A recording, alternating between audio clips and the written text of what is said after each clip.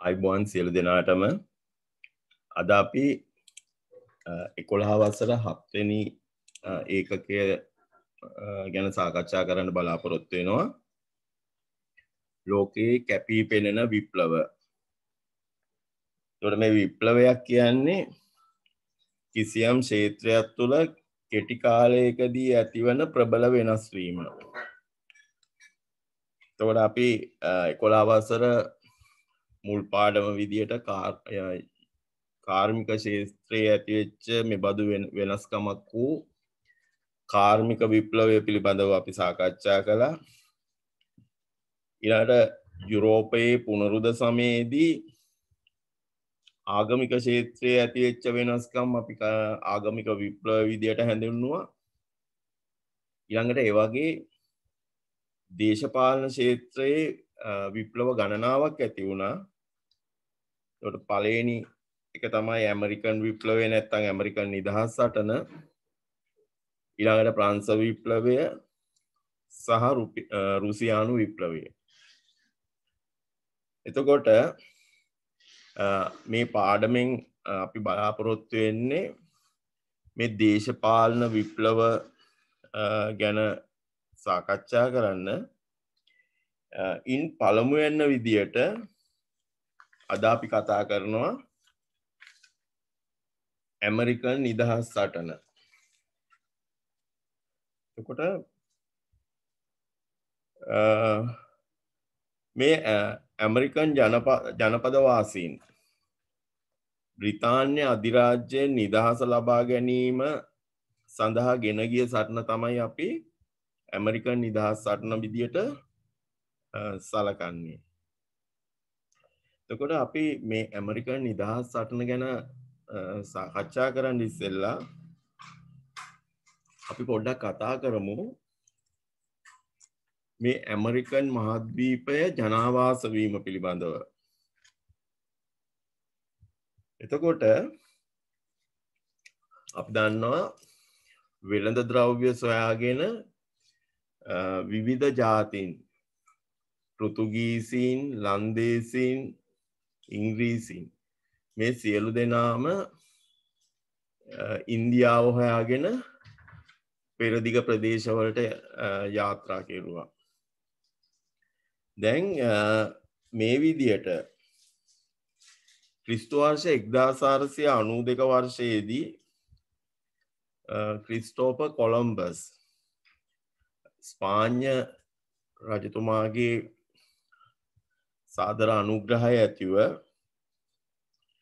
නැව් 3කින් මේ ඉන්දියාවට යන මුහුදු මාර්ගය සොයාගෙන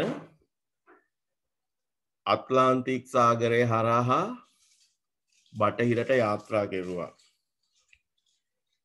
මේ විදියට අට්ලාන්ටික් සාගරයේ බටහිරට යාත්‍රා කරපු ක්‍රිස්ටෝෆර් කොලම්බස්ගේ නැව් කණ්ඩායම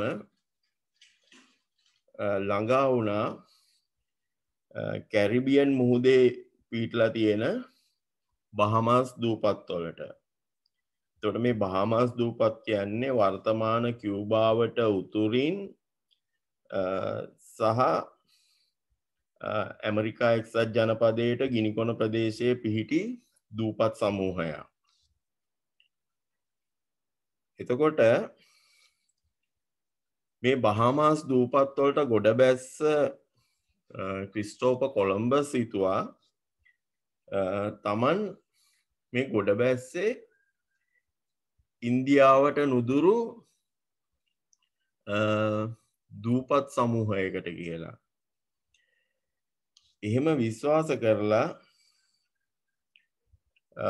ඒ ප්‍රදේශවල වාසය කළා. ඒ කියන්නේ ඇමරිකා මහද්වීපයේ ඇමරිකාවේ උතුරු ඇමරිකා මහද්වීපයේ උතුරු ඇමරිකා මහද්වීපයේ වර්තමාන කැනඩාව සහ ඇමරිකා එක්සත් ජනපදයේ පිහිටි ප්‍රදේශවල මේ කාලේ සුළු වශයෙන් දේශීය ජනතාව වාසය කළා. එතකොට මේ සමේ පැහැය අනුව මේ ප්‍රදේශවල මේ ඇමරිකන් ප්‍රදේශවල හිටපු ස්වදේශිකයන්ව නම් කරලා තිබුණේ රතු ඉන්දියානුවන් විදියට. එතකොට කොළොම්බස් විශ්වාස කළා ඔහු ආවේ ඉන්දියාවට බටහිරින් පිහිටි දූපත්වලට කියලා. ඒ ප්‍රදේශය ඔහු නම් කළා බටහිර ඉන්දිය දූපත් කියලා. නමුත් ඇත්තටම ඔහු ඇවිල්ලා තියෙන්නේ ඉන්දියාවට නෙමෙයි ඇමරිකා මහද්වීපයට ආසන්න දූපත් ප්‍රදේශයකට. දැන් මේ භූමි ප්‍රදේශය ඉන්දියාවට අයිති ප්‍රදේශ නෙමෙයි. මේක වෙනත් භූමි ප්‍රදේශයක් කියලා පළමුවට ප්‍රකාශ කළේ දේශ ගවේෂකයෙක් වෙච්ච ඇමරිගෝ චෙස්පුඩි. එතකොට මේ ඇමරිගෝ චෙස්පුඩිගේ මේ සොයා ගැනීමට ගරු කිරීමක් විදියට ජර්මන් ජාතික භූගෝල විද්‍යාඥයෙක් එම ප්‍රදේශ ඇමරිකාව කියන නමින් හඳුන්වනු ලැබුවා. එතකොට මේ ඇමරිකා මහද්වීපය, මේ උතුරු ඇමරිකා මහද්වීපය සම්පූර්ණයෙන්ම හිස් ප්‍රදේශයක්. ඒ ප්‍රදේශයේ වාසය කළේ තැන් තැන්වල හිටපු රතු ඉන්දියානු ගෝත්‍රිකයෝ විතරයි. ඉතින් මේ සරුසාර ප්‍රදේශයක් වෙච්ච සම්පත් බහුල ප්‍රදේශයක් වෙච්ච මේ ඇමරිකාව ගැන අහපු යුරෝපීයෝ මොකද කළේ? මේ ඇමරිකානු ප්‍රදේශ අත්පත් කරගන්න කණ්ඩායම් වශයෙන් ගිහිල්ලා මේ ඇමරිකන් ප්‍රදේශවල ජනපද පිහිටවන්න පටන් ගත්තා. එතකොට මේ යුරෝපීයෝ මේ ඇමරිකානු ප්‍රදේශවල ජනපද පිහිටුවීමට බලපාපු හේතු කීපයක් තියෙනවා. පළවෙනි හේතුව තමයි මේ කාලේ මේ යුරෝපා රටවල මේ පැවතිච්ච රෝමානු කතෝලික හා රෙපරමාදු ආගමික ගැටුම්. ඒ කියන්නේ මධ්‍යකාලීන යුරෝපයේ ආගමක් විදියට තිබුණේ ක්‍රිස්තියානි ආගම. එතකොට මේ ක්‍රිස්තියානි ආගමික සභාවේ ප්‍රධානියා වුණේ පාප් වහන්සේ. එතකොට මේ ආගමික ප්‍රතිසංස්කරණ නිසා යුරෝපයේ ඇතිවෙච්ච ආගමික ප්‍රතිසංස්කරණ නිසා මේ ක්‍රිස්තියානි ආගම බෙදුණා කොටස් දෙකකට. පළවෙනි කොටස තමයි පාප් වහන්සේ නායකත්වයේ දරපු රෝමානු කතෝලික සභාව. අනිත් එක තමයි රෙපරමාදු නැත්තම් ප්‍රොටෙස්ටන්තවාදීන්. ඉතින් මේ යුරෝපයේ දකුණු ප්‍රදේශයේ රටවල් බහුතරයක් ඇදහැව්වේ රෝමානු කතෝලික ආගම. විශේෂයෙන්ම පෘතුගාලය, ස්පාඤ්ඤය, ප්‍රංශය, ඉතාලිය, හංගේරියාව මේ වගේ රටවල් රෝමානු කතෝලික ආගම අදහපු රටවල්. ඊළඟට බෙල්ජියම, ඕලන්දය, ස්වීඩනය, ජර්මනියේ උතුරු ප්‍රදේශ මේවල හිටපු අය ඇදහැව්වේ රෙපරමාදු ආගම. ඉතින් මේ යුරෝපා රටවල මේ ආගම මුල් කරගෙන ගැටුම් ඇති වෙන්න පටන් ගත්තා. රෝමානු කතෝලිකයන් බහුල ප්‍රදේශවලදී රෙපරමාදු භක්තිකයන් හිරිහැරයට ලක් වුණා. ඒ වගේම රෙපරමාදු භක්තිකයන් බහුල ප්‍රදේශවලදී මේ රෝමානු කතෝලිකයෝ හිරිහැරයට ලක් වුණා. ඉතින් මේ ආගමික නිදහස පතපු පිරිස් මේ යුරෝපයේ කාලේ මේ තිබිච්ච මේ ආගම් පිස්සුවෙන් මේ පීඩා විඳපු කණ්ඩායම් මේගොල්ලෝ මොකද කළේ? මේකෙන් මේ කරදරයෙන් ගැලවිලා තමන්ට නිදහසේ ආගමක් අදහගෙන ඉන්න පුළුවන් තැනක් හොයාගෙන යන්න පටන් ගත්තා. එතකොට ඒ මිනිස්සු තමයි මේ ඇමරිකා එක්සත් ජනපදය ජනාවාස කරන්න මුල් පියවර තබපු අය. ඊළඟට තවත් කට්ටියකට උවමනා වුණා මේ අලුත් ප්‍රදේශයකට ගිහිල්ලා ඉඩකඩම් අත්පත් කරගෙන තමන්ගේ ජීවිතය සෞභාග්‍යමත් කරගන්න. ඉතින් මේ දැන් ඒ අයත් මොකද කළේ මේ අලුතෙන් හොයාගත් මේ භූමි භාගය ගැන අහුවට පස්සේ ඒගොල්ලොත් කල්පනා කළා මේ අලුතෙන් හොයාගත්ත භූමි ප්‍රදේශයට ගිහිල්ලා ඉඩමක් කඩමක් වගා කරගෙන මේ ධනය උපයා ගන්න. මේක නිකන් හරියට දැන් අර වර්තමානයේ කාලයක් මිනිස්සු මේ සල්ලි කීයක් හරි හම්බ කරගන්න මැද පෙරදිග ප්‍රදේශවලට ගියා. තවත් කට්ටියක් මේ කොරියාවට ගියා. තවත් කට්ටියක් ජපානයට ගියා. තවත් කට්ටියක් ඔස්ට්‍රේලියාවට ගියා මේ තමන්ට හොඳ ජීවන තත්ත්වයක් ඇති කරගන්න කියලා. අන්න ඒ හා සමානව ඒ කාලේ යුරෝපයේ හිටපු පුද්ගලයනුත් තමන්ගේ ජීවිතය සෞභාග්‍යමත් කර ගැනීමේ අපේක්ෂාවෙන් මේ අලුතෙන් සොයාගත් මේ ඇමරිකා මහද්වීපය කරා නික්ම ගියා. එතකොට ඒ ඇරුණාම තමන්ගේ කීර්තිය හා ධනය වර්ධනය කර ගැනීමේ අරමුණෙන් යුරෝපා රටවල පාලකයොත් මේ නව ප්‍රදේශ සොයාගෙන ඒවා ජනවාස කරගන්න ධෛර්ය ලබා දුන්නා, උනන්දු වුණා. එතකොට මේ කොළඹස් ඇමරිකානු මහද්වීපයට පැමිණිලා ශතවර්ෂ 1.5ක පමණ කාලයක් යනකොට යුරෝපයේ විවිධ ජාතීන් මේ ඇමරිකා මහද්වීපයේ විවිධ ප්‍රදේශවල ජනපද පිහිටුවා ගත්තා.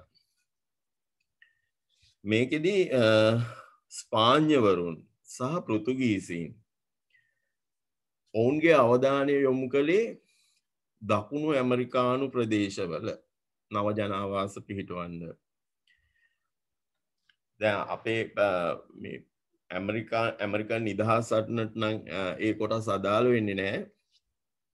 නමුත් ඔය වර්තමානයේ දකුණු ඇමරිකාවේ තියෙන ආජන්ටීනාව, වෙනිසියුලාව, කොලොම්බියා, චිලි, පැරගුවේ, උරුගුවේ, ඊළඟට පේරු මේ වගේ රාජ්‍යයන් වල දකින්න තියෙන්නේ ස්පාඤ්ඤ සભ્યත්වය.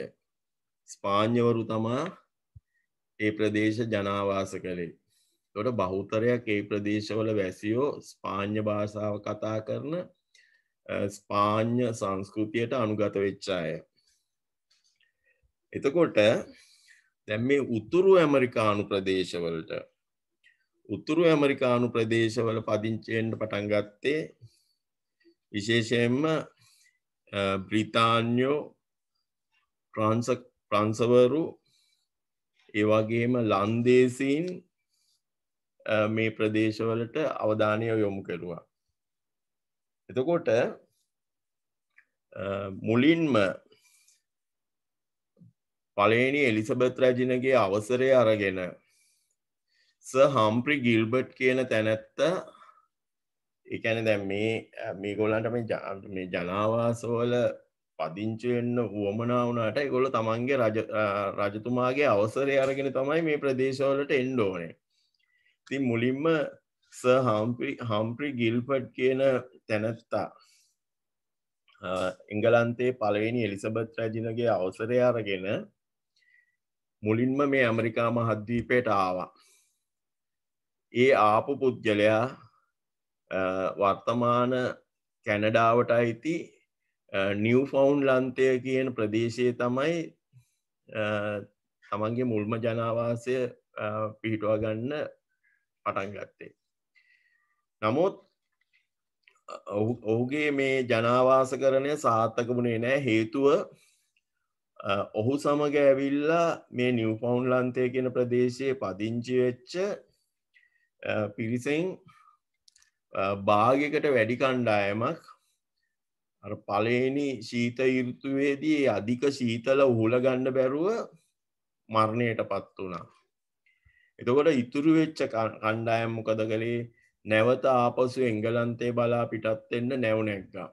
එතකොට ඒගොල්ලන්ට ආපහු එංගලන්තයට ළඟා වෙන්න ලැබුණේ නැහැ. ඒගොල්ලන්ගේ නැව් මුහුදුපත් වුණා. ඊළඟට මේ බ්‍රිතාන්‍ය ජනපදකරණය සඳහා ඊළඟට අත තියපු පුද්ගලයා තමයි සර් වෝල්ටර් රැලේ කියන පුද්ගලයා. මේ සර් වෝල්ටර් රැලේ කියන පුද්ගලයා උතුරු ඇමරිකාවේ වර්ජිනියා කියන ප්‍රදේශයට ගොඩ බැස්සා. මේ වර්ජිනියා කියන ප්‍රදේශය ඉතාමත්ම සරුසාර ප්‍රදේශයක්. දැන් මේ ප්‍රදේශයේ තමයි යුරෝපයට අර්තාපල් සහ දුම්කොළ හඳුන්වලා දුන්නේ. ඒ කියන්නේ අර්තාපල් වගාව සහ දුම්කොළ වගාව තිබිලා තියෙන්නේ මේ වර්ජිනියා ප්‍රදේශයේ. එතකොට මේ වෝල්ටර් රැලේ සර් වෝල්ටර් රැලේ එක්ක ආපු පිරිස ඇතරම මේ එච්චර උද්‍යෝගිමත් කණ්ඩායමක් නෙමෙයි මේ ඇවිල්ලා තියෙන්නේ. අර ඒගොල්ලෝ මේ ප්‍රදේශවල අර ඉඩම් අත්පත් කරගන්න කියලා ආවට එච්චර මේ මහන්සි වෙලා වැඩපළ කරන්න කැමති කණ්ඩායමක් නෙමෙයි මේ සර් වෝල්ටර් රැලේ එක්ක ඇවිල්ලා තියෙන්නේ. ඉතින් ඒ ආපු අයගෙන් භාගයක් විතර අර අධික ශීතල උහුල ගන්න බැරුව මරණයට පත් වෙලා තියෙනවා. ඉතින් ඒක නිසා මේ වෝල්ටර් රැලේගේ උත්සාහය අසාර්ථක වුණා මේ නව ජනාවාසයක් ඇති කිරීමේ. දැන් කොහොම හරි ක්‍රිස්තු වර්ෂ 1606 දී මේ ඉංග්‍රීසි වෙළඳ කණ්ඩායම් දෙකක් මේ වෙළඳ කණ්ඩායම් දෙක මේ සමිති දෙකක් පිහිටුවගෙන තිබුණා. දැන් අපි දන්නවා මේ බ්‍රිතාන්‍යයෙන් ඇවිල්ලා මේ ඇමරිකාව ජනපදකරණයට මැදිහත් උනේ මේ බ්‍රිතාන්‍යයේ තිබිච්ච සමාගම් පුද්ගලයින් හෝ පුද්ගල කණ්ඩායම් එකතු වෙලා. ඒකට ඒගොල්ලෝ මේ බ්‍රිතාන්‍ය මහරජතුමාගේ හෝ රැජිනියගේ අවසරය ඇතුව තමයි මේ නව ජනාවාස පිහිටවන්න ආවේ. ඉතින් මේ විදිහට ක්‍රිස්තු වර්ෂ 1606 දී ඉංග්‍රීසි වෙළඳ කණ්ඩායම් දෙකක් ඒගොල්ලෝ සමිති දෙකක් පිහිටව ගත්තා. එකක් ප්ලීමත් සමිතිය, අනිත් එක වර්ජිනියා සමිතිය. ඒගොල්ලෝ ඒ කාලේ බ්‍රිතාන්‍ය පාලනය කරපු පළවෙනි ජේම්ස් රජතුමාගේ අවසරය ඇතුව ඒගොල්ලොත් පිටත් වුණා මේ ඇමරිකා එක්සත් ජනපදයට. එතකොට මේ විදියට මේ අය දැන් මේ ප්ලීමත් සමිතිය කියන අය ආවේ දෙවනියට. මුලින්ම ඇමරිකන් භූමියට පා තැබුවේ වර්ජිනියා සමිතිය කියන සමිතියට අයිති කණ්ඩායම. එතකොට ඒගොල්ලෝ ගොඩ බැස්සේ අර කලින් ඇවිල්ලා සර් වෝල්ටර් රැලේ කණ්ඩායමක් එක්ක ඇවිල්ලා ජනාවාස කරන්න ගිය වර්ජිනියාවේ ඒ වෝල්ටර් රැලේ ඇතුළු පිරිස අත්හැරලා දාලා ගිය වර්ජිනියා ජනාවාසයට තමයි මේ අය ගොඩ බැස්සේ. එතකොට මේ අයටත් විවිධ කරදරවලට මුහුණ දෙන්න සිද්ධ වුණා. විශේෂයෙන්ම මේ ප්‍රදේශවල අර ශීත ඍතුවේදී තිබිච්ච අධික ශීතල මේ ආපු අයට ඔරොත්තු දුන්නේ නැහැ. ඉතින් මේ ආපු අයගෙන් සෑහෙන කණ්ඩායම සීතල ඔරොත්තු දෙන්නේ නැතුව මැරුණා. නමුත් ඉතුරු පිරිස ඉතුරු පිරිසේ සිටියා මේ කපිතාන් ජෝන් ස්මිත් කියලා පුද්ගලෙක්. අන්නේ පුද්ගලයාගේ අප්‍රතිහාර්ථ ධෛර්යය නිසා ඒ පුද්ගලයාගේ තිබිච්ච උද්‍යෝගය නිසා මේ වර්ජිනියා ජනාවාසය ක්‍රමක්‍රමයෙන් දියුණු වෙන්න පටන් ගත්තා. එතකොට මේ මුලින්ම මේ අය වර්ජිනියා සමිතියෙන් මේ වර්ජිනියා ජනාවාසයට ඇවිල්ලා තියෙනවා පුද්ගලයෝ 143 දෙනෙක්. එතකොට ඒ අය මුලින්ම ඇවිල්ලා ජනාවාස කරපු ප්‍රදේශය තමයි වර්තමානයේ ජේම්ස් ටවුන් කියන නමින් හඳුන්වන්නේ. එතකොට මෙන්න මේ ආපු පුද්ගලයෝ තමයි මුලින්ම සාර්ථකව ජනාවාසයක් ඇති කළේ. එතකොට ඇමරිකා එක්සත් ජනපදයේ බ්‍රිතාන්‍ය ජනපද වලින් මුල්ම ජනපදය තමයි වර්ජිනියා ජනපදය. එතකොට මේ වර්ජිනියා ජනපදයේ සාර්ථකත්වය දැක්කට පස්සේ දැන් මේ එංගලන්තයේ ඉඳලා නැත්තම් බ්‍රිතාන්‍යයේ ඉඳලා විවිධ කණ්ඩායම් මේ ඇමරිකා භූමියට සංක්‍රමණය වෙන්න පටන් ගත්තා. දැන් 1620 දී පළවෙනි ජේම්ස් රජුගෙන් සහ පළවෙනි චාල්ස් රජුගෙන් මේ එංගලන්තයේ හිටපු පළවෙනි ජේම්ස් රජතුමා සහ පළවෙනි චාල්ස් රජතුමා ඒ අය මේ එතරම් අනුග්‍රහයක් දැක්වේ නැහැ රෙපරමාදු භක්තිකයන්ට. ඒ කාලේ එංගලන්තයේ සහ ස්කොට්ලන්තයේ හිටපු රෙපරමාදු භක්තිකයන්ව හැඳින්වුනේ පියුරින්ටන් වරු කියලා. එතකොට මේ ක්‍රිස්තු වර්ෂ 1620 දී මේ පියුරින්ටන් වරු කණ්ඩායම එංගලන්තයේ රජතුමාගේ අවසරය ඇතුව ඇමරිකා එක්සත් ජනපදයට ආවා. මේ ඇමරිකා භූමියට ආපු මේ අය වර්තමානයේ නිව් ඉංග්ලන්ඩ් නැත්තම් නව එංගලන්තය නමින් හඳුන්වන ප්‍රදේශය ජනාවාස කෙරුවා. ඊළඟට ක්‍රිස්තු වර්ෂ 1636 දී ජෝන් හාවර්ඩ් කියන පුද්ගලයා මැසචුසෙට්ස් කියන ජනපදයට ඇවිල්ලා ඒ ජනපදයේ කේම්බ්‍රිජ් කියන නමින් උසස් අධ්‍යාපන ආයතනයක් පිහිටෙව්වා. මේ ජෝන් හාවර්ඩ් කියන පුද්ගලයා එංගලන්තයේ කේම්බ්‍රිජ් විශ්වවිද්‍යාලයේ මහාචාර්යවරයෙක්. එතකොට එතුමා මේ ඇමරිකානු ප්‍රදේශවලට ඇවිල්ලා මැසචුසෙට්ස් කියන ප්‍රදේශයට ඇවිල්ලා කේම්බ්‍රිජ් කියන නමින් උසස් අධ්‍යාපන ආයතනයක් පිහිටෙව්වා. එතකොට වර්තමානයේ මේ ජෝන් හාවර්ඩ් පිහිටවපු මේ උසස් අධ්‍යාපන ආයතනය තමයි ඇමරිකා එක්සත් ජනපදයේ හාවර්ඩ් විශ්වවිද්‍යාලය බවට පරිවර්තනය වෙලා තියෙන්නේ. ඊළඟට ක්‍රිස්තු වර්ෂ 1682 දී එංගලන්තයේ දෙවන චාල්ස් රජතුමාගෙන් අවසර අරගෙන විලියම් පේන් කියන මහාචාර්යවරයා ඔහු ඔක්ස්ෆර්ඩ් විශ්වවිද්‍යාලයට අනුයුක්තව තමයි සේවය කළා තියෙන්නේ. ඔහු ඔක්ස්ෆර්ඩ් විශ්වවිද්‍යාලයෙන් ඉවත් වෙලා දැන් ඔහුටත් එන්න හේතුව තමයි මේ ආගමික ප්‍රශ්න. අර ආගමික ගැටුම්. මේ ආගමික ගැටුම් හේතුවෙන් තමයි විලියම් පේනුත් ඔක්ස්ෆර්ඩ් විශ්වවිද්‍යාලයේ මහාචාර්ය ධුරයෙන් ඉවත් වෙලා මේ ඇමරිකන් ප්‍රදේශවලට පදිංචියට යන්න තීරණය කළේ.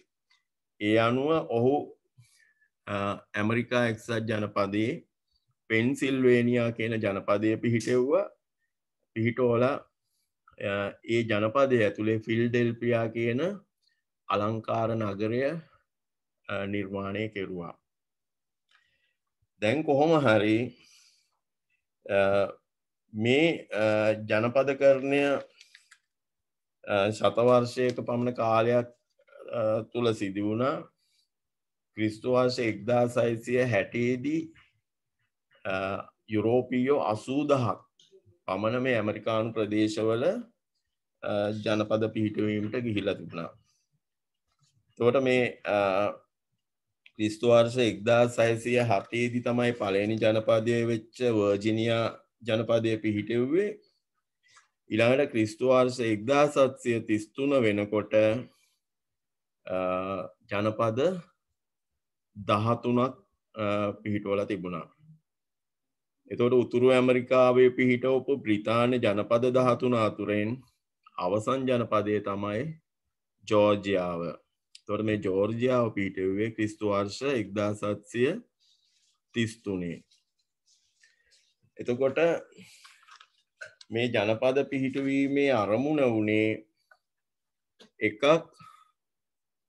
ආගමික නිදහස අපේක්ෂාවෙන්, ඊළඟ එක වාණිජමය ප්‍රතිලාභ ලබා ගැනීමේ අරමුණෙන්. එතකොට මේ ජනපද ගත්තාම මේවායේ ජනගහන සංයුතිය, ඊළඟට ජීවන ක්‍රමය සහ ආර්ථික කටයුතු මේවා එක සමාන වුණේ නැහැ. විවිධ වෙනස්කම් පැවතුණා.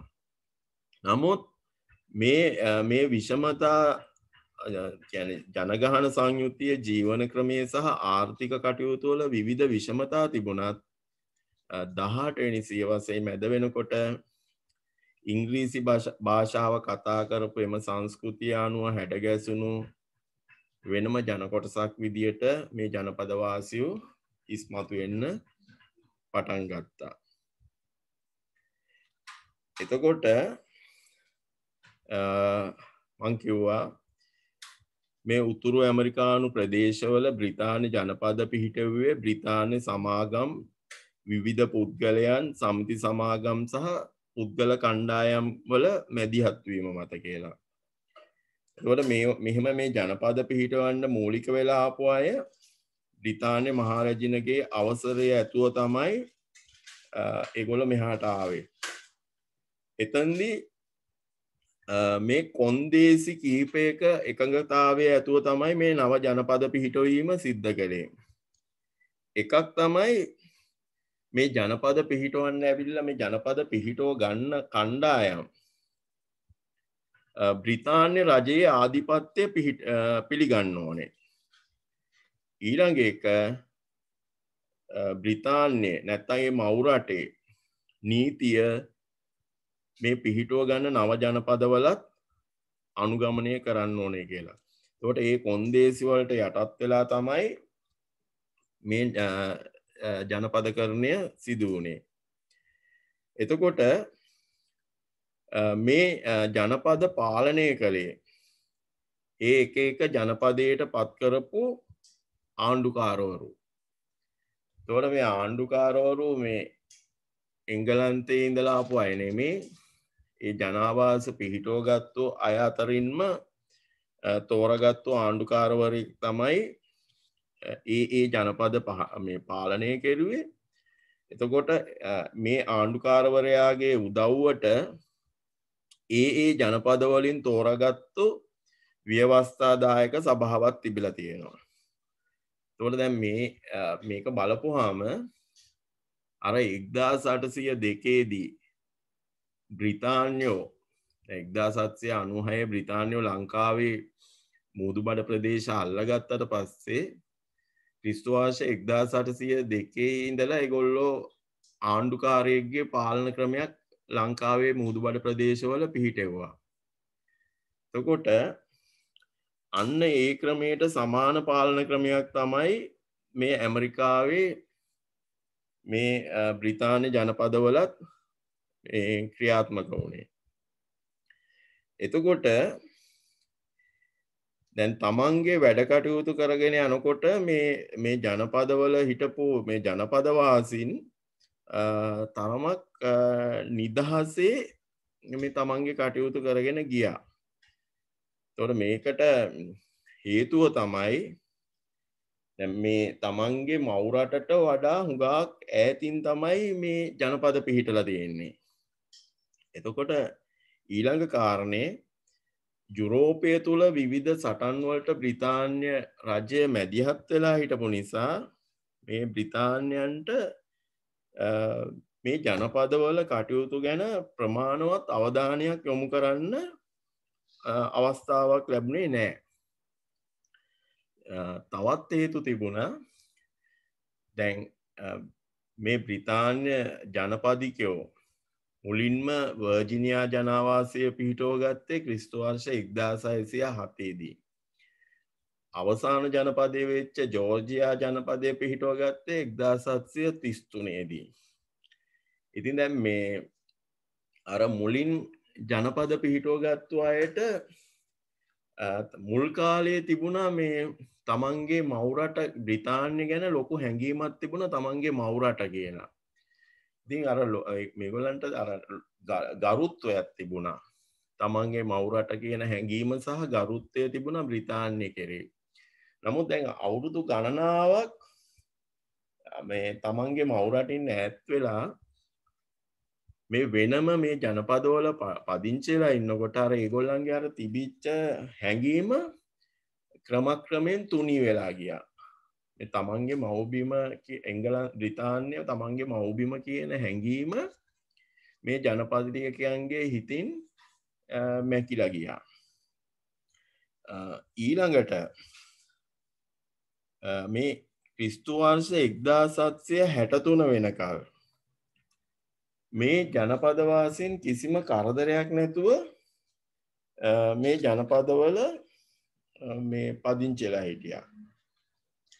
මේ ඉංග්‍රීසි ජනපදවාසීන්ට 1763ට පෙර තමන්ගේ ආරක්ෂාව සම්බන්ධයෙන් ප්‍රධාන ගැටලු දෙකක් තිබුණා. එකක් තමයි ප්‍රංශවරුන්ගේ තර්ජනය. දැන් මේ කාලයේදී ඔය බ්‍රිතාන්‍ය ජනපද පිහිටවපු ප්‍රදේශයට උතුරින් පිහිටලා තිබුණා මිසිසිපි ගංගාව සහ මේ විශාල විල් කීපයක්. එතකොට මිසිසිපි ගඟ නෙමෙයි සාන්ත ලෝරන්ස් ගඟ. එතකොට මේ සාන්ත ලෝරන්ස් ගඟට ඉහළින් පිහිටලා තිබුණා ප්‍රංශ ජනපද කීපයක්. මොන්ට්‍රියල්, නිව් ඔරීලියන්ස්, සෙන්ට් ලුයි වගේ ප්‍රංශ ජනපද කීපයක් මේ ප්‍රදේශවල පිහිටලා තිබුණා. එතකොට මේ ජනපදිකයන්ට තිබිච්ච පළවෙනි අවදානම තමයි මේ ප්‍රංශවරුන්ගේ බලය මේ ප්‍රදේශවලට ව්‍යාප්ත වෙයි කියලා. එතකොට මේ ප්‍රංශවරුන්ටත් උවමනාව තිබුණා දැන් මේ නැගෙනහිර වෙරළ ආශ්‍රිතව මේ පිහිටලා තිබිච්ච මේ බ්‍රිතාන්‍ය ජනපද බටහිරට ව්‍යාප්ත වෙන එක නවත්තන්න. ඒ කියන්නේ තවදුරටත් රට ඇතුළට ව්‍යාප්ත වෙන එක නවත්ත ගැනීමේ උවමනාවක් තිබුණා ප්‍රංශවරුන්ට. ඊළඟ ප්‍රශ්නය තමයි මේ රතු ඉන්දියන් වරුන්ගේ ප්‍රශ්නය. මේ රතු ඉන්දියන් වරු මේ අලුතෙන් මේ පදිංචි වෙච්ච මේ බ්‍රිතාන්‍ය ජනපදිකයන්ව සැලකුවේ තමන්ගේ මේ හතුරෝ විදියට. එතකොට මේ රතු ඉන්දියානුවන්ට වමනා වුණා මේ ඇවිල්ලා මේ ජනපද පිහිටවාගෙන ඉන්න මේ ආගන්තුකයන්ව මේ භූමියෙන් නිරපල දාන්න. ඉතින් ඒක නිසා නිරන්තරයෙන්ම මුල් බ්‍රිතාන්‍ය ජනපදිකයන් සමග ගැටුම් ඇති කරගත්තා මේ භූමියේ හිටපු ස්වදේශිකයන් වෙච්ච රතු ඉන්දියන්වරු. ඉතින් මේ රතු ඉන්දියන් වරුන්ගේ ප්‍රශ්නය සහ මේ ප්‍රංශවරුන්ගේ ප්‍රශ්නය තමයි මේ ඇමරිකන් ජනපදිකයෝ මුහුණ දුන්න ප්‍රධාන ගැටලු දෙක වුණේ. ඉතින් ජනපදවාසීන්ට මෙන්න මේ කාරණා නිසා බ්‍රිතාන්‍ය මවුරටේ ආරක්ෂාව අවශ්‍ය වෙලා තිබුණා. දැන් නිරන්තරයෙන්ම දැන් 1740 ගණන් වල ඉඳලා මේ ප්‍රංශවරු වරින් වර මේ බ්‍රිතාන්‍ය ජනපදිකයන් එක්ක ගැටුම් ඇති කරගත්තා. මේ ගැටුම් වලින් සමහර අවස්ථාවලදී ප්‍රංශවරු ජයග්‍රහණය කරා, තවත් සමහර අවස්ථාවලදී බ්‍රිතාන්‍ය ජනපදිකයෝ ජයග්‍රහණය කළා. ඊළඟට මේ ප්‍රංශවරු උදව් දුන්න අර ස්වදේශිකයන් වෙච්ච රතු ඉන්දියන් වරුන්ට මේ බ්‍රිතාන්‍ය ජනපදිකයන් එක්ක ගැටුම් ඇති කරගන්න. ඉතින් දැන් මේ කාලේ ඇති වුණා යුද්ධයක් 7 අවුරුදු යුද්ධය කියලා. මේ 7 අවුරුදු යුද්ධය ආරම්භ වුණේ ක්‍රිස්තු වර්ෂ 1756 ඉඳලා 1763 දක්වා. එතකොට දැන් බ්‍රිතාන්‍ය පාර්ලිමේන්තුවේ හිටිය මේ බ්‍රිතාන්‍ය ජනපදිකයන්ට හිතවත් මන්ත්‍රීවරු. ඉතින් 1756-1763 කාලයේ මේ 7 අවුරුදු යුද්ධය පවතිනකොට මේ බ්‍රිතාන්‍ය පාර්ලිමේන්තුවේ හිටපු මන්ත්‍රීවරු ඒ අයගේ අනුග්‍රහය ඇතුව යුරෝපයේ රටක් තිබුණා මේ ප්‍රංශයට ආසන්නේ ප්‍රේෂියාව කියලා. මේ ප්‍රේෂියාව කියන්නේ වර්තමාන ජර්මනිය නිර්මාණය කිරීමේදී දායක වෙච්ච විශාලම රාජධානිය. ජර්මන් සම්භවයක් තියෙන විශාලම රාජධානිය. එතකොට මේ බ්‍රිතාන්‍යවරු මොකද කළේ? මේ ප්‍රේෂියාව කියන රටට මුදලින් උදව් කළා ප්‍රංශවරු සමග යුද කරන්න. එතකොට මේ ප්‍රංශවරු යුරෝපයේදී මේ ප්‍රේෂියාවත් එක්ක ගැටුමක් ඇති කරගත්තු කාලයේදී බ්‍රිතාන්‍ය හමුදාව මොකද කළේ? ඇමරිකානු භූමියේ හිටපු ප්‍රංශවරුන්ට පහර දෙන්න පටන් ගත්තා. එතකොට ඒක තමයි අර 7 අවුරුදු යුද්ධය. එතකොට මේ කාලයේදී අර යුරෝපයේදී වෙනම යුද ගැටුමක නිරත වෙලා හිටපු නිසා ප්‍රංශවරුන්ට බැරුව ගියා අර ඇමරිකානු භූමියේ හිටපු ප්‍රංශවරුන්ට යුද්ධමය අතින් උදව් කරන්න. මොකද ඔවුන් ඒ වෙනකොට යුරෝපයේ ප්‍රේෂියාවත් එක්ක යුද ගැටුමක යෙදිලා හිටපු නිසා ඔවුන්ට බැරුව ගියා අර ඇමරිකානු ජනපදවල හිටපු ප්‍රංශ මේ අයට හමුදාමය උදව් දෙන්න. ඉතින් කොහොම හරි බ්‍රිතාන්‍ය හමුදාවල උදව් ලැබපු ජනපදිකයෝ මොකද කරේ? ප්‍රංශයන්ව ඇමරිකා භූමියේදී පරාජයට පත් කරලා ඒ අයව යටත් කරගත්තා. එතකොට ප්‍රංශකාරයෝ ටික ඇමරිකන් භූමිය ඇතුළේදී පරාජයට පත් වෙනකොට ඇමරිකන් භූමිය ඇතුළේ ප්‍රංශ උදව් ඇතුව ඇමරිකානු ජනපදිකයන්ට හිරිහැර කරපු රතු ඉන්දියානුවරුන්ගේ කරදරේත් නිකම්ම නැතුව ගියා. දැන් මුල් කාලේ අර හුදකලා වෙච්ච ජනපදිකයන්ට රතු ඉන්දියානුවෝ දරුණු විදියට පහර දුන්නට දැන් මේ බ්‍රිතාන්‍ය ජනපද සංඛ්‍යාව වැඩි වෙනකොට අර ඊළඟට මේ බ්‍රිතාන්‍ය ජනපදිකයන්ගේ අතේ තියෙනවා ආයුධයක්, තුවක්කුව. මේ තුවක්කුවට රතු ඉන්දියන් කාරයෝ බයයි. මොකද ඒගොල්ලන්ගේ ආයුධය වුණේ දුනු ඊතල. ඉතින් තුවක්කුවට සහ ඊළඟට අර බ්‍රිතාන්‍ය ජනපදිකයන් ජනසංඛ්‍යාවෙන් ඉහළ යනකොට රතු ඉන්දියන් වරුන්ට මේ අය සමග ගැටෙන්න බැරුව ගියා.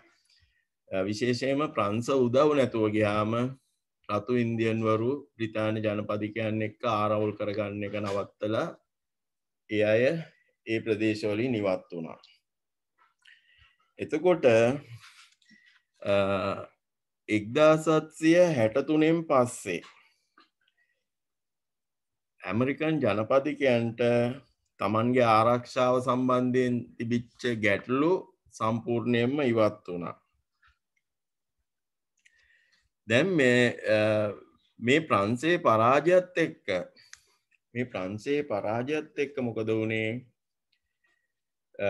බ්‍රිතාන්‍යෝ දැන් මේ බ්‍රිතාන්‍ය ආණ්ඩුවට මේ 7 අවුරුදු මේ යුද්ධය කරන්න ලොකු වියදමක් දරන්න වුණා. මේ ඇමරිකානු භූමියේ මේ සටන කරන්න ප්‍රංශකාරයොත් එක්ක මේ සටන කරන්න ලොකු වියදමක් ගියා. දැන් ඒගොල්ලෝ මොකද කරේ?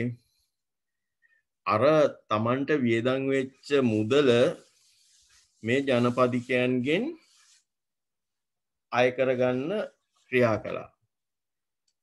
මේ ක්‍රියා කළේ කොහොමද? අලුතෙන් මේ බදු පැනවීම මගින්. එතකොට දැන් මේ ඇමරිකන් ජනපද සම්බන්ධයෙන් මේගොල්ලෝ මේ බ්‍රිතාන්‍ය ක්‍රියාත්මක කරපු මේ ආර්ථික ප්‍රතිපත්ති සහ වෙළඳ කටයුතු කියන මේ සියල්ලම ඒ මව් රටට වාසි ලැබෙන විදියට තමයි ක්‍රියාත්මක වුණේ. එතකොට දැන් මේ ජනපදවල නිෂ්පාදනය කෙරුවා දුම්කොළ, සීනි, කපු, මීටි, තිරිඟු, තඹ වගේ ද්‍රව්‍ය. දැන් මේ බ්‍රිතාන්‍ය පාර්ලිමේන්තුවෙන් පනවලා තිබුණා නාවික නීති වගයක්. මේ නාවික නීතිවලට අනුව මේ ජනපදවල නිෂ්පාදනය කරන නිෂ්පාදන ද්‍රව්‍ය දැන් මේ ජනපදිකයෝ ගාවත් නැව් තිබුණා. නැව් තිබුණට මේ බ්‍රිතාන්‍ය පාර්ලිමේන්තුවෙන් නාවික නීතියක් පනවලා තිබුණා.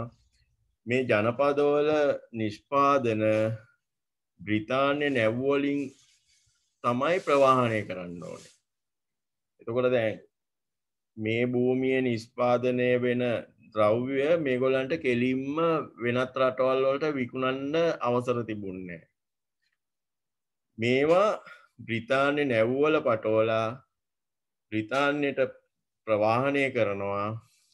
එතකොට බ්‍රිතාන්‍යයන් ඒගොල්ලන්ගේ මේ නැව් වලින් ප්‍රවාහනය කරනවට ගාස්තුවක් අය කළා. ඊළඟට දැන් මේ ජනපදිකයන්ට දුන්න ලාභයට වඩා වැඩි ලාභයක් ඒගොල්ලෝ මේ බහන්ඩ විකුණලා උපයගත්තා. ඉතින් දැන් මේ ජනපදවල දැන් මේ නිෂ්පාදනය කරන ජනපදවලට වඩා මේ වෙළඳාමෙන් වැඩි ලාභයක් ලබා ගත්තේ බ්‍රිතාන්‍ය මව් රජය. ඉතින් දැන් මේ වෙළඳාමෙන් දැන් මේකේ තියෙනවා මේ නිෂ්පාදන කටයුතු හෝ වෙළඳාම අතින් මේම ජනපද මව් රටත් එක්ක තරඟ නොකළ යුතුයි කියලා මේ නියමයක් තියෙනවා. දැන් මේගොල්ලන්ට දැන් මේ වෙළඳාමෙන් මේ ජනපදිකයන්ට මේ වෙළඳාමෙන් පාඩුවක් සිද්ධ වුණත් ඒගොල්ලෝ ඒක ඉවස දරා ගත්තා. ඒගොල්ලන්ට මේ බ්‍රිතාන්‍ය හරහා මේ බහන්ඩ විකුණා ගැනීම නිසා මේගොල්ලන්ට ස්ථාවර වෙළඳ පොලක් ලැබිලා තිබීම නිසා. ඉතින් දැන් 1763ට ඉස්සෙල්ලා මේ බ්‍රිතාන්‍ය නීති රීති මේ ප්‍රදේශවල මේ දැඩි විදියට ක්‍රියාත්මක වුණේ නැහැ. ඉතින් ඒක නිසා දැන් මේ ජනපදිකයෝ මොකද කළේ? තමන්ගේ නිෂ්පාදන අර විදියට බ්‍රිතාන්‍ය නැව්වල පටවලා බ්‍රිතාන්‍යයට යවලා ඊළඟට තමන්ට අවශ්‍ය දේවල් බ්‍රිතාන්‍ය නැව්වලින් මේ ජනපදයට ප්‍රවාහනය කරගත්තා. ඉතින් දැන් මේ ක්‍රමයට අමතරව ජනපදිකයෝ මොකද කළේ? තමන්ගේ නැව්වලින් තමන්ට ආසන්නයේ තියෙන රටවල් එක්ක අර බ්‍රිතාන්‍ය මව් රටට හොරෙන් වෙළඳාම් වල නියත වුණා. ඉතින් මේ හොර වෙළඳාම් වල නිරත වෙච්ච නිසා මේගොල්ලන්ට මේ අර ලොකු මේ පාඩුවක් දැනුන්නේ අර බ්‍රිතාන්‍යයට තමන්ගේ නිෂ්පාදන බහන්ඩ දීම නිසා. ඒ කියන්නේ ඒ විදියට නිෂ්පාදන බහන්ඩ දෙනවා. ඒකම ඒගොල්ලෝ අහල පහල රටවල් වලට හොරෙනුත් තමන්ගේ නිෂ්පාදන විකුණුවා. දැන් 1763 වර්ෂයෙන් පස්සේ තමයි මේ බ්‍රිතාන්‍ය මවුරට මේ ජනපදිකයන්ට නව නීති රීති පනවන්න පටන් ගත්තේ. එතකොට පළවෙනි එක තමයි අර ඒගොල්ලන්ට අර යුද්ධෙට ගිය වියදම පියව ගන්න. ඒගොල්ලෝ මේ අලුතෙන් බදු වගයක් හඳුන්වලා දුන්නා. මේ අලුතෙන් බදු හඳුන්වලා දුන්නාම ජනපදිකයෝ මොකද කළේ? මේවට තමන්ගේ විරුද්ධතාවය ප්‍රකාශ කළා.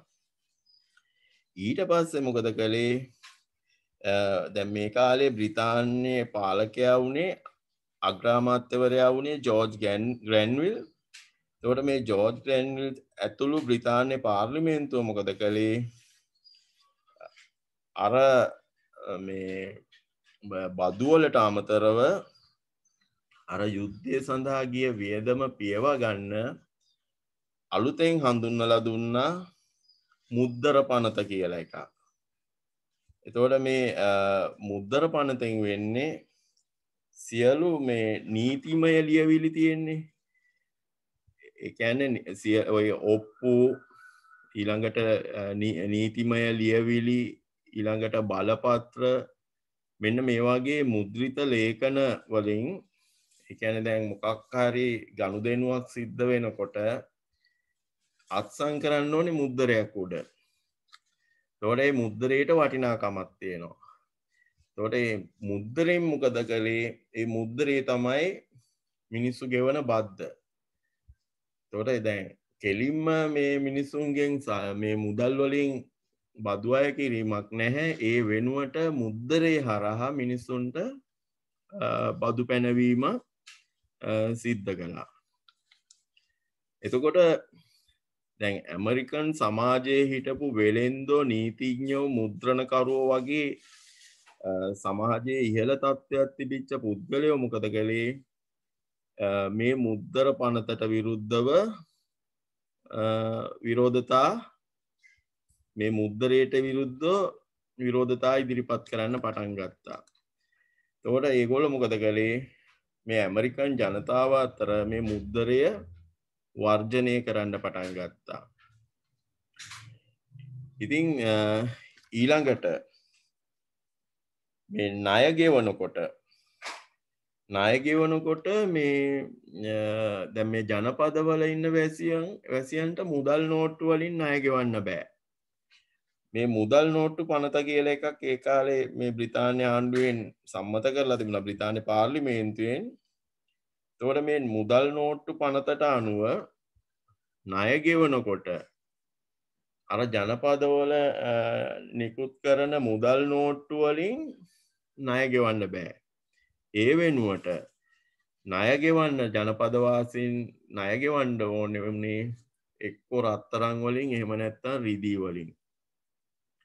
ඉතින් දැන් මේ නිසා දැන් ජනපද වැසියෝ මේ බ්‍රිතාන්‍යයන්ගේ මෙන්න මේ නීති රීති නිසා මේවට විරෝධය පළ කරන්න පටන් ගත්තා. එතකොට මුද්දර වර්ජනය කළා.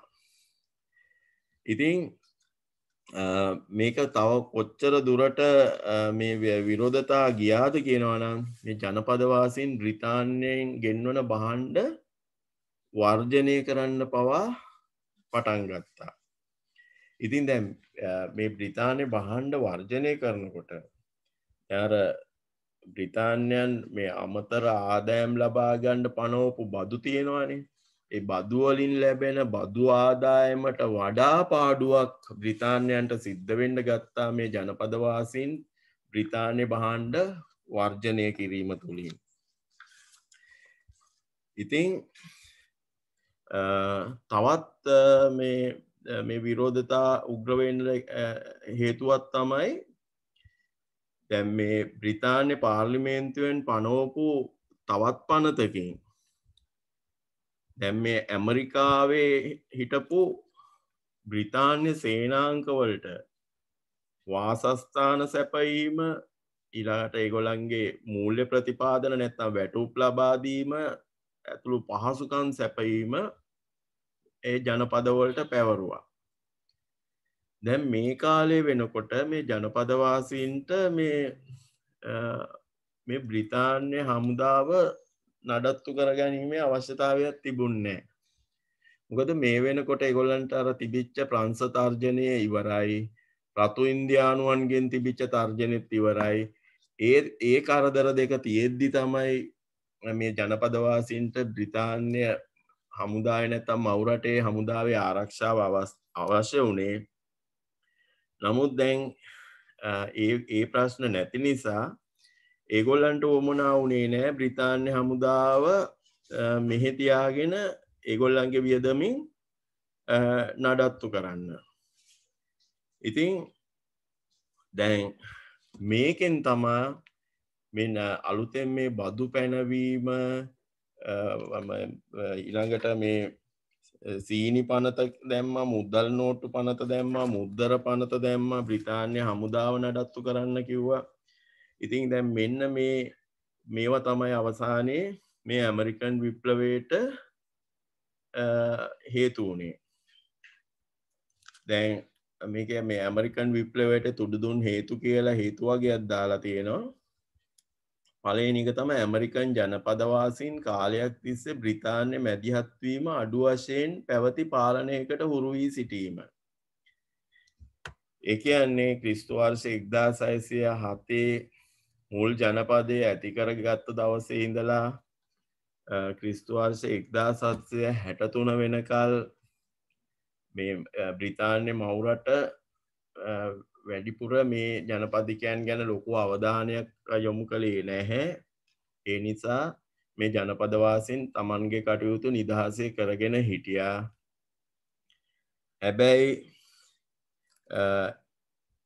ඊළඟට 1763න් පස්සේ අර 7 අවුරුදු යුද්ධයට වැය වෙච්ච විශාල වියදම පියව ගන්න තමයි මේ ජනපද වලින් තීරු බදු අය කරන්න පටන් ගත්තේ. එතකොට මෙතනින් තමා මව් ආණ්ඩුව සහ ජනපදිකයන් අතර ගැටුම් ඇති වුණේ. එතකොට බ්‍රිතාන්‍ය දෙවන හේතුව තමයි බ්‍රිතාන්‍ය අනුගමනය කළ තම රටට වාසිදායක ආර්ථික ප්‍රතිපත්තිය. ඒ කියන්නේ මේ ජනපදිකයෝ නිෂ්පාදනය කරන හැම භාණ්ඩයක්ම ඒගොල්ලන්ට කෙලින්ම විකුණන්න බැහැ. ඒගොල්ලෝ ඒ නිෂ්පාදන භාණ්ඩ බ්‍රිතාන්‍ය නැව්වල පටවලා බ්‍රිතාන්‍යයට අරින්න ඕනේ. එතකොට බ්‍රිතාන්‍යයෙන් තමයි ඒවා විකුණන්නේ. එතකොට ජනපදිකයන්ට යම් කිසි ලාභයක් දෙනවා. ඊට වඩා ලාභයක් තියාගෙන තමයි බ්‍රිතාන්‍ය මවුරට ඒ නිෂ්පාදන භාණ්ඩ විකුණුවේ. ඊළඟට මේ ජනපදිකයන්ට අවශ්‍ය දේවල් ඒගොල්ලන්ට ස්වාධීනව මිලදී ගන්න බෑ. ඒවා මිලදී ගන්න ඕනේ බ්‍රිතාන්‍ය හරහා. දැන් උදාහරණයකට ගත්තොත් දැන් මේ ජනපදිකයන්ට තේ අවශ්‍යයි. නමුත් ඒගොල්ලන්ට කෙලින්ම තේ නිෂ්පාදනය කරන රටකින් මේ තේ මිලදී ගන්න බෑ. ඒ වෙනුවට බ්‍රිතාන්‍ය හරහා තමයි ඒගොල්ලෝ තේ මිලදී ගැනීමත් කරන්න ඕනේ. එතකොට ඊළඟට ජනපදවාසීන්ගේ සිතුම් පැතුම් හා ආකල්ප බ්‍රිතාන්‍ය පාලකයන් විසින් නිසි ලෙස අවබෝධ කරගෙන නොසිටීම. දැන් බ්‍රිතාන්‍යයන් කල්පනා කළේ මේ ජනපද ඇවිල්ලා තමන්ට මේ සෞභාග්‍ය කැඳවන මේ වතු පිටි විදියට තමයි බ්‍රිතාන්‍ය ආණ්ඩුව සහ මේ බ්‍රිතාන්‍ය පාර්ලිමේන්තුව සැලකුවේ. ඒගොල්ලෝ කල්පනා කළේ මේ ජනපද ඇවිල්ලා අපේ වතු පිටි අපිට ආදායම් ලබා දෙන. ඉතින් නමුත් අර මුල් කාලේ හිටපු ජනපදිකයන්ගේ පොඩි හැඟීමක් තිබුණා බ්‍රිතාන්‍ය කියන්නේ අපේ මවුරට. ඉතින් ඒ නිසා ඒගොල්ලෝ ගාව පොඩි අර ජාතිකත්ව හැඟීමක් තිබුණා. නමුත් ක්‍රමක්‍රමයෙන් මේ මවුරටත් එක්ක තිබිච්ච සම්බන්ධකම් අවුරුද්දෙන් අවුරුද්ද පරණ වෙනකොට ඒගොල්ලන්ගේ අර තිබිච්ච මවුරට කියන හැඟීම ඒගොල්ලන්ගේ හිතින් තුනී වෙලා ගියා. ඊළඟට අවුරුදු ගානක් යනකොට එංගලන්තයේ ඉන්න අලුත් පරම්පරාව මේ ජනපදවල ඉන්න මිනිසුන්ව අඳුරන්නේ නැතුව ගියා. ඊළඟට ඔය 1763න් පසුව පැන වූ අනපනත් හා නව බදු වර්ග. එතකොට ඊළඟට දැන් මේ ජනපදවාසීන් මොකද කළේ මේ තමන්ට නව බදු අනෝනකොට මේවට විරෝධතා පෑවා. ඒවට මේ විරෝධතා පානකොට ඒවට විරුද්ධව බ්‍රිතාන්‍ය හමුදා බලය ක්‍රියාත්මක කළා. එතකොට මේ බ්‍රිතාන්‍ය හමුදාව ජනපදිකයන් එක්ක සටන් කරනකොට තමයි ජනපදිකයන්ට තමන්ට මේ නිදහසක් තමන් වෙනම කණ්ඩායමක් තමන්ට නිදහසක් තියෙන්න ඕනේ කියන හැඟීම එයා තුළ ඇති වුණේ. එතකොට දැන් මේ 1763 වර්ෂයෙන් පස්සේ බ්‍රිතාන්‍ය හඳුන්වා දීපු මේ නව අනපනත් සහ බදු වර්ග නිසා තමයි මේ ජනපදවාසීන් තුළ නිදහස් සටනක් සඳහා පෙළඹවීමක් ඇති වුණේ. එතකොට මේ නව පනත් අතුරින් මේ ජනපදිකයෝ ප්‍රබලතම විරෝධයක් දැක්වුවේ මේ මුද්දර පනත සම්බන්ධයෙන්. එතකොට මුද්දර විතරක් නෙමෙයි අන්තිමට මේක දුරදිග ගියා බ්‍රිතාන්‍ය භාණ්ඩ වර්ජනය කිරීමක් දක්වා. ඉතින් දැන් මේ එංගලන්තේ ඉඳලා ආපු මිනිස්සු දැන් මේ ජනපදිකයෝ කියන්නේ එංගලන්තේ ඉඳලා ආපු මිනිස්සුනේ. ඒ මිනිස්සු දන්නවා එංගලන්තේ නීති ක්‍රියාත්මක වෙන්නේ මොන විදියටද කියලා. එංගලන්තේ පාර්ලිමේන්තුවේ කැමැත්ත නැතුව මිනිස්සුන්ට බදු පනවන්න බැහැ.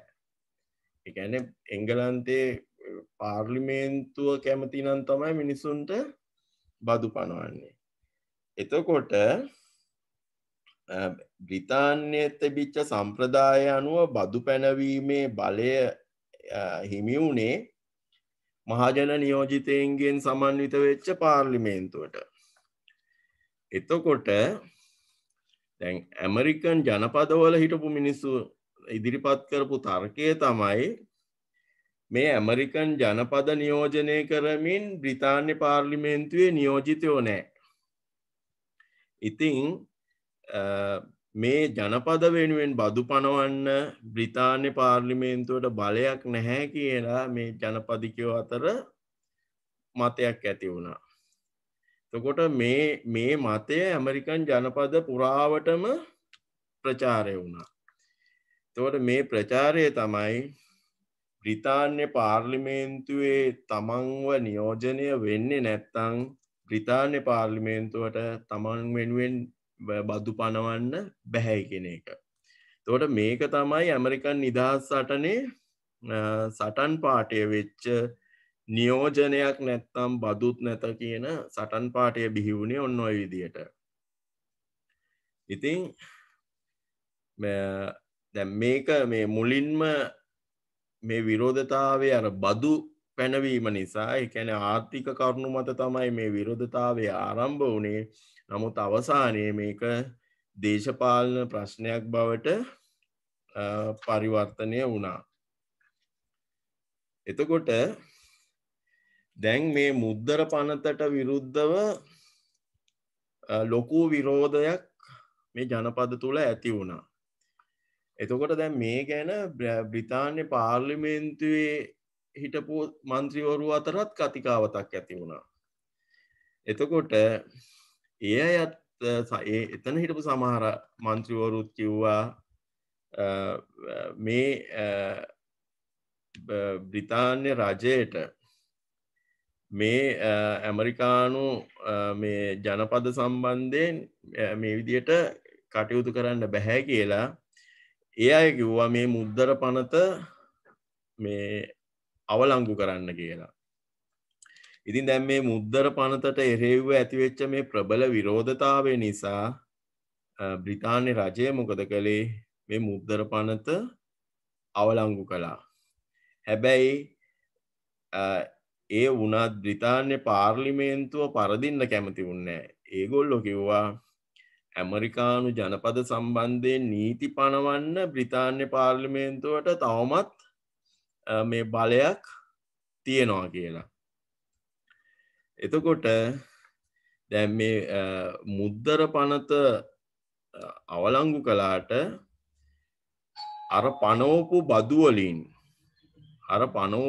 වලින් තේවලට පනවපු බද්ද ඇරෙන්න ඉතුරු තීරු බදු සියල්ලම මේ බ්‍රිතාන්‍ය ආණ්ඩුව ක්‍රිස්තු වර්ෂ 1770 වර්ෂයේදී අහෝසි කරලා දැම්මා. එතකොට මේ තේබද්ද තවදුරටත් ක්‍රියාත්මක කළේ ඇත්තටම ඒගොල්ලන්ට මේ ලාභයක් ලබා ගන්න අවශ්‍යතාවයක් නෙමෙයි තිබුණේ. තවම අපිට මේ බ්‍රිතාන්‍ය පාර්ලිමේන්තුවට ජනපදවාසීන්ට බදු පැනවීමේ අයිතිය තියෙනවා කියන එක සහතික කරන්න තමයි අර මේ තේවලට පනවල තිබ්බ තීරු බද්ද අයින් කළේ නෑ. ඉතුරු තීරු බදු ටික අහෝසි කරලා දැම්මා. ඉතින් මේ බ්‍රිතාන්‍ය රජය සහ මේ ජනපදවාසීන් අතර මේ තිබිච්ච මේ විරෝධතා නිසා මේ දෙපක්ෂය අතර ගැටුම් කිහිපයක් සිදු වුණා.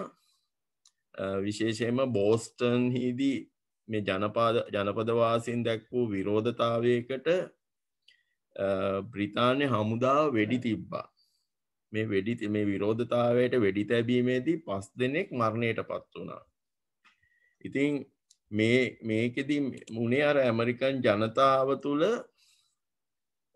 ක්‍රමක්‍රමයෙන් බ්‍රිතාන්‍ය විරෝධී හැඟීම් වර්ධනය වෙන්න පටන් ගත්තා. දැන් ඔය මේ තීරුබදු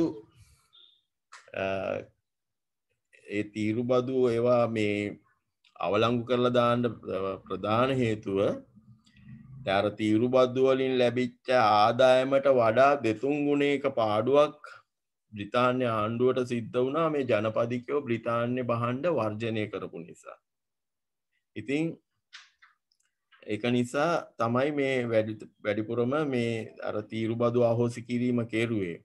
ඉතින් තේබද්ද විතරක් තියාගත්තා, ඉතුරු බදු ටික අහෝසි කරලා දැම්මා. ඊළඟට 1773 වර්ෂයේදී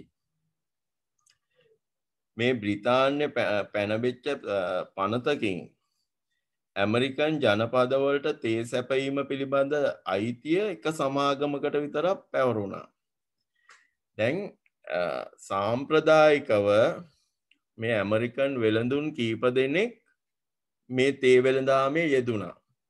එතකොට මේ තේ වෙළඳාමේ යෙදීම එක සමාගමකට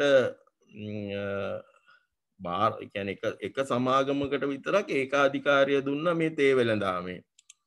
ඉතින් මේකට මේ කේන්ති ගත්ත ඇමරිකානුව මොකද කළේ? බ්‍රිතාන්‍ය වෙළඳ සමාගම් ඇමරිකාවට තේ ගොඩ බාන එක අවහිර කළා. තවත් ඔය මේ තේ බද්ද ඉවත් නොකරන්න හේතුවක් තමයි මේ වෙනකොට ලන්ඩන් නුවරට අතිරික්ත තේ තොගයක් ලැබිලා තිබෙනවා. එතකොට ඒ ලැබිච්ච තේ තොගය අනිවාර්යයෙන්ම මේගොල්ලෝ විකුණන්නේ මේ ඇමරිකන් ජනපදවලට. එතකොට ඇමරිකන් ජනපදවලට ඒ තේ තොගේ විකුණලා ඉවර කරන කල් තමයි අර තේ බද්ද අහෝසි නොකළේ. ඉතින් කොහොම හරි ඔය තේ සැපයීම තනි සමාගමකට පැවරුවෙත් ඒ හේතුව නිසා.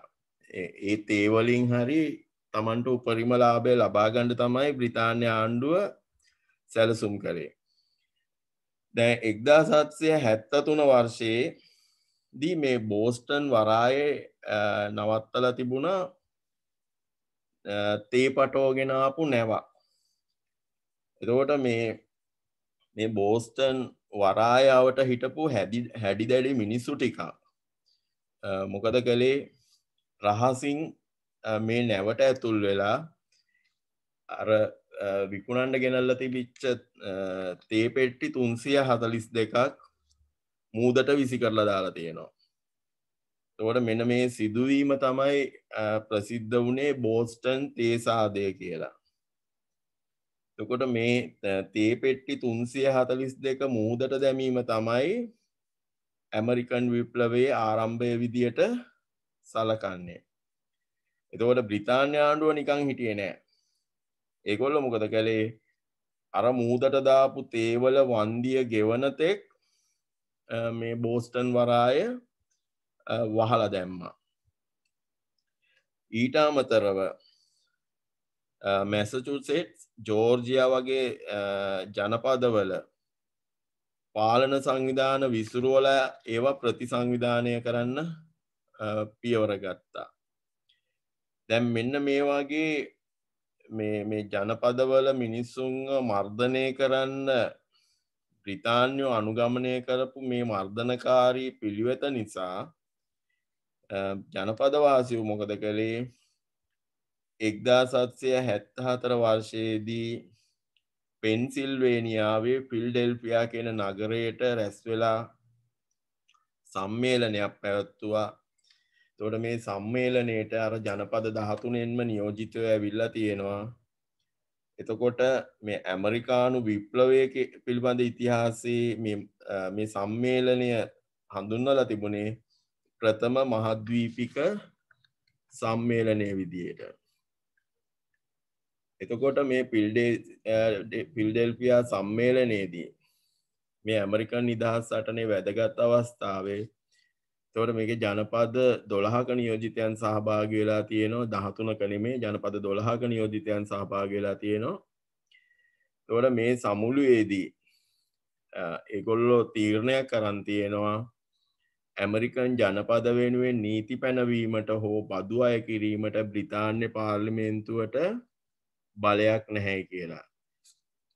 ඒ වගේම බ්‍රිතාන්‍ය භාණ්ඩ වර්ජනය කරන්නත් ජනපදවාසීන්ගේ ආරක්ෂාවට ජනපදවාසීන් සන්නද්ධ විය යුතු බවටත් මේගොල්ලෝ යෝජනා සම්මත කරගෙන තියෙනවා.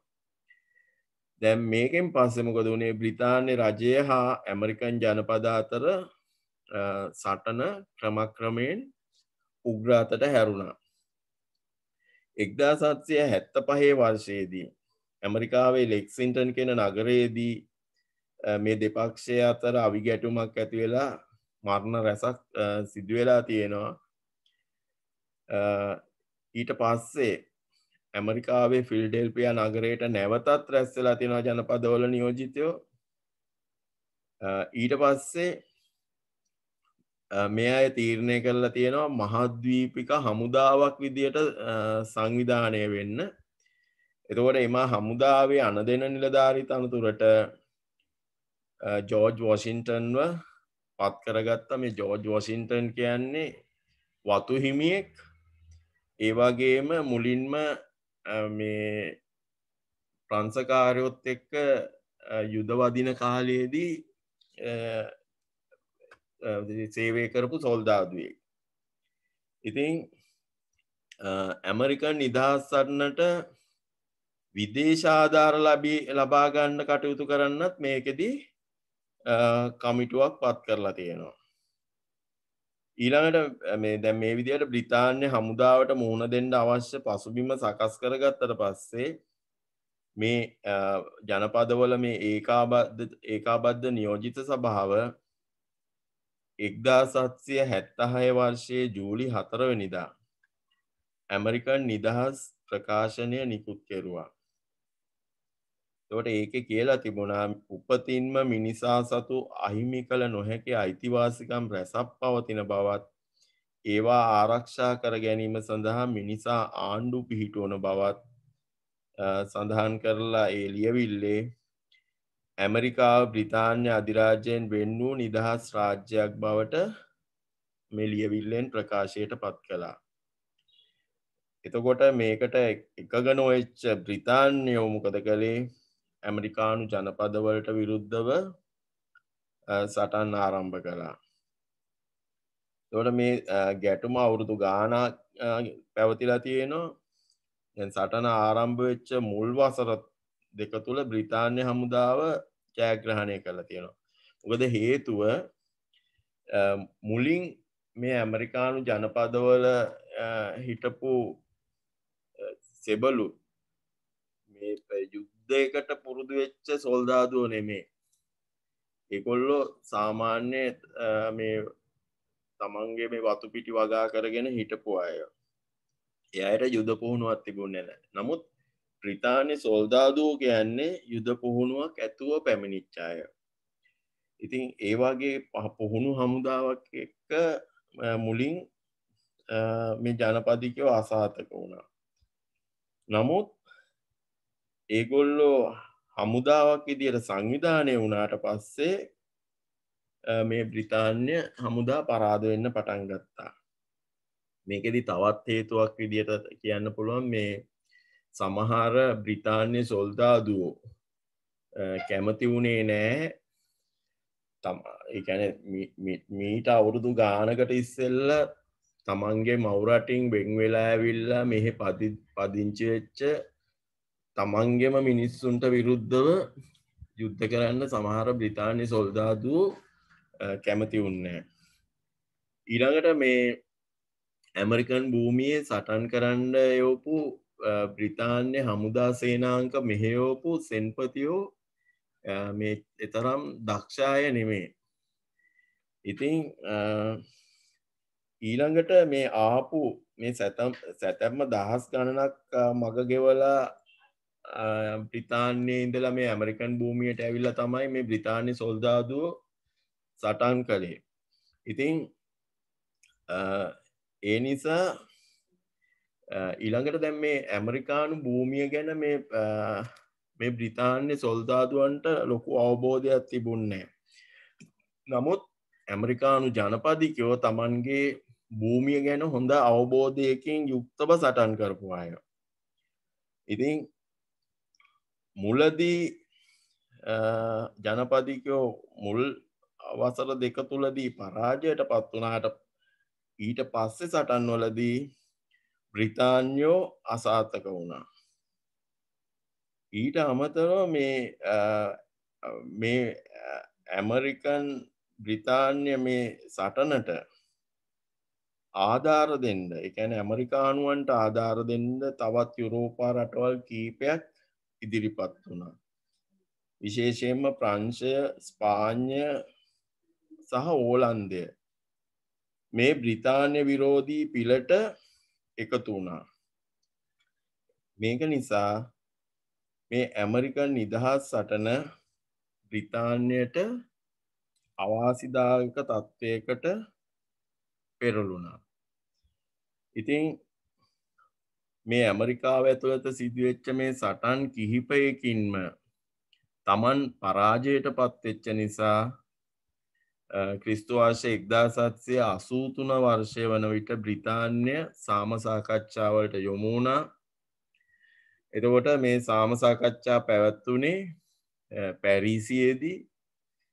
මේ සාකච්ඡා අවසානයේදී 1783 පැරිස් සාම ගිවිසුමෙන් ඇමරිකාව නිදහස් ස්වාධීන රාජ්‍යයක් විදියට බ්‍රිතාන්‍ය විසින් පිළිගත්තා. මේ විදියට මේ ඇමරිකන් ස්වාධීනතාවය ජාත්‍යන්තර වශයෙන් පිළිගැනීමෙන් පස්සේ 1789 වර්ෂයේදී 1789 වර්ෂයේදී ඇමරිකා එක්සත් ජනපද වාසීන් නව ව්‍යවස්ථාවක් සම්මත කරගෙන ඒ අනුව ජෝර්ජ් වොෂින්ටන් ප්‍රථම ජනාධිපතිවරයා විදියට පත් වුණා. එතකොට මේ නිදහස් සටනේ ප්‍රතිඵල ගැන කතා කරනකොට බ්‍රිතාන්‍ය රජයේ යටතේ වෙන්ව පාලනය වූ ජනපද 13ක් එක්සත්ව සටන් කිරීමෙන් නිදහස දිනා ගැනීම ලෝක ඉතිහාසයේ වැදගත් සිදුවීමක් විදියට සටහන් කරන්න පුළුවන්. ඒ කියන්නේ බ්‍රිතාන්‍ය අධිරාජ්‍ය බිඳ වැටීම පටන් ගත්තේ මෙන්න මෙතනින්. දැන් මේ අවධිය වෙනකොට ආසියාවේ ඇමරිකා මහද්වීපයේ යුරෝපා රටවල යටත් විජිත විදියට රටවල් ගොඩාක් තිබුණා. එතකොට මේ ඇමරිකානු නිදහස් සටන ඒ යටත් විජිතවලටත් යම්කිසි ආදර්ශයක් සපයපු සටනක් වුණා. එතකොට ඇමරිකන් විප්ලවය නිසා ඇතිවෙච්ච ප්‍රතිඵල ටිකක් මම මේ විදිහට කියන්නම්. පළවෙනි එක තමයි ලෝකයේ ඇමරිකා එක්සත් ජනපදය කියන ස්වාධීන රාජ්‍ය බිහිවීම. එතකොට මුලින් මේ ස්වාධීන රාජ්‍ය බිහි වෙනකොට තිබුණේ ජනපද 13ක් විතරයි. අද වර්තමානය වෙනකොට ඇමරිකා එක්සත් ජනපදය ජනපද 50කින් සමන්විත වෙච්ච ෆෙඩරල් රාජ්‍යයක්. ඊළඟට සමස්ත මානව සංහතියටම නිදහසේ අගය පෙන්වා දුන්නු අවස්ථාවක් තමයි මේ ඇමරිකන් නිදහස් සටන. ඊළඟට මේ අර උත්පත්තියේ ඉඳලා මිනිස්සු දැන් මිනිහෙක් ඉපදෙනකොටම මේ මිනිහා යම්කිසි අයිතිවාසිකමක් ලබාගෙන උපදින්නේ කියන සංකල්පය මුලින්ම ඇතුළත් වුණේ මේ ඇමරිකන් ව්‍යවස්ථාවට. එතකොට මූලික මිනිස් අයිතිවාසිකම් පිළිබඳ ලෝකේ පුරා උනන්දුවක් ඇති වුණේ මේ ඇමරිකන් නිදහස් ප්‍රකාශනයෙන් පස්සේ. ඊළාට ලෝකයේ ප්‍රථම ලිඛිත සංධීය ආණ්ඩුක්‍රම ව්‍යවස්ථාව බිහි වුණේ ඇමරිකා එක්සත් ජනපදයේ. එතකොට මේ ඇමරිකා එක්සත් ජනපදයේ මේ ආණ්ඩුක්‍රම ව්‍යවස්ථාවට අනුව ව්‍යවස්ථාදායකයක් තියෙනවා. ඊළඟට රටේ විධායක බලය ක්‍රියාත්මක කළේ විධායක ජනාධිපතිවරයෙක්. එතකොට විධායක ජනාධිපතිවරයාට හිතුවක්කාරී ලෙස කටයුතු කරන්න බැරි වෙන්න මේ ව්‍යවස්ථාව තුළ උත්තර මන්ත්‍රී මණ්ඩලයක් නැත්නම් සෙනෙට් මන්ත්‍රී මණ්ඩලයක් පිහිටවලා තියෙනවා. එතකොට මේ සෙනෙට් සභාව අනුමැතිය දුන්නට පස්සේ තමයි මේ ඇමරිකාව තුළ කිසියම් ව්‍යවස්ථාවක් නීතියක් ක්‍රියාත්මක වුණේ. කියන්නේ ව්‍යවස්ථාදායකෙන් තමන්ට වමනා විදියට ව්‍යවස්ථා සම්පාදනය කරගෙන තමන්ගේ විධායක බලය ක්‍රියාත්මක කරන්න ඇමරිකාවේ ජනාධිපතිවරයාට හැකියාවක් නැහැ.